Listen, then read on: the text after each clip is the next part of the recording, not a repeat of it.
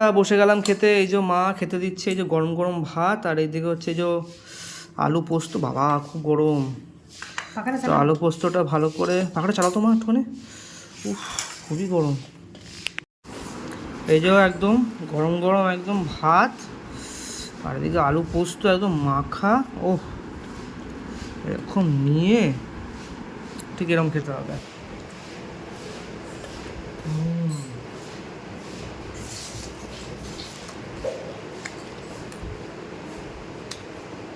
লঙ্কাগুলো খুব ঝাল গো মা,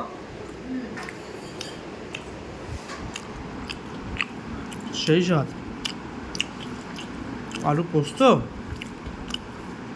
এরকম গরম গরম ভাত, আহা জমে গেল।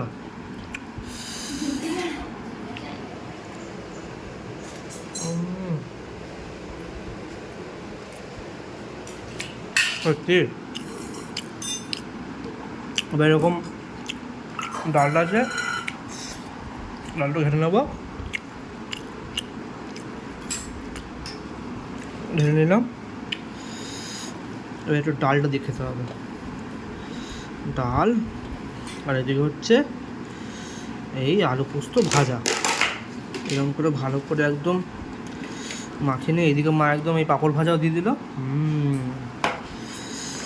নিলাম, মাখিয়ে এবং খেতে হবে।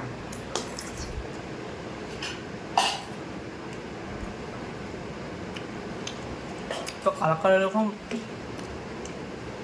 আলু পোস্ত আর গরম ভাত, আর তার সাথে ডাল, তাহলে ভালো অবশ্যই কম করে জানিও। ও হ্যাঁ, তার সাথে আবার এই যে পাঁপড় ভাজা এরকম করে ভেঙে এরকম ভাতের মধ্যে এরকম নিয়ে নেবো, ডালের মধ্যে নিয়ে এরকম করে মাখিয়ে এরকম করে খেতে হবে, ঠিক এরকমভাবে।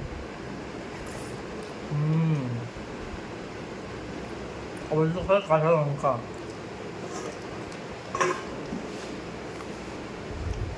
তারপর ব্যাপারটা জমে যায়।